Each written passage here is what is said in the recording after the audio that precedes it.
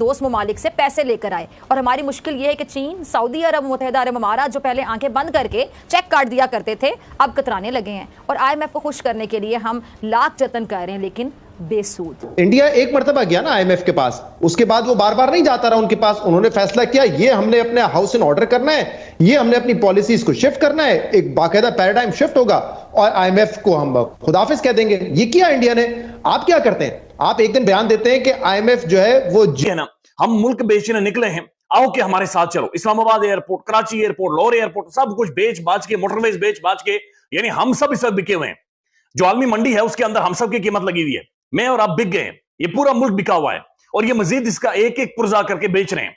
जिस मिस्त्री को इंजन ठीक करने के लिए लाए थे, वो मिस्त्री इंजन खोलकर कबाड़ियों और कभी कतर से और कभी कहीं से जो प्राइम मिनिस्टर जो है वो विजिट्स भी कर रहे हैं। सऊदीया से कहा गया $2.2 बिलियन आएंगे, फिर कहा गया $2.8 बिलियन आएंगे।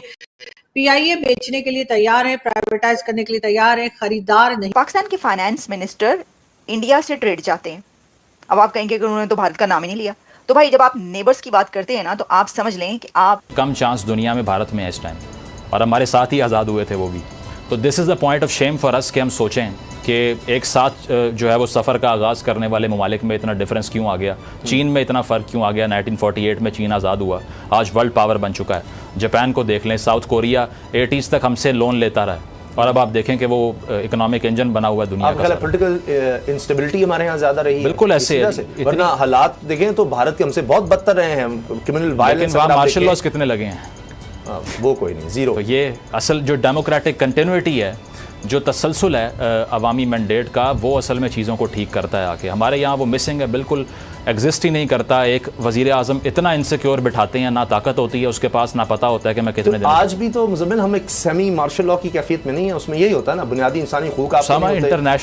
इंटरनेशनल डेमोक्रेटिक इंडेक्स में आज भी पाकिस्तान को हाइब्रिड स्टेट लिखते हैं, डेमोक्रेटिक स्टेट नहीं लिखते। इंटरनेशनल एसोसिएशन ऑर्गेनाइजेशंस पाकिस्तान को ऑफिशियली हाइब्रिड स्टेट कहती हैं। It's not a democracy. और ये हम नहीं कह रहे, ये दुनिया भर के, क्योंकि मसला ये नहीं है कि पेट्रोल महंगा है, मसला ये है कि परचेजिंग पावर नहीं है। अगर इकॉनमी कमज़ोर हो जाए तो फ्यूल अगर आपको 200 रुपये का भी मिलना शुरू हो जाए, 150 का भी मिल जाए, तो परचेजिंग पावर ना होने से वो अफोर्डेबिलिटी कम हो जाती है। बेरोजगार आदमी कहाँ से लेगा? हिंदुस्तान से अब भी पेट्रोल पाकिस्तान में सस्ता है, लेकिन मसला क्या है कि वहाँ की इकॉनमी बहुत बड़ी है और वहाँ परचेजिंग पावर ज़्यादा है पाकिस्तान से, इसीलिए वहाँ इतना मसला नहीं होगा जितना यहाँ पर हो रहा है। दोस्तों, पाकिस्तान की शहबाज सरकार को 58,000 करोड़ रुपए का इंतजार है।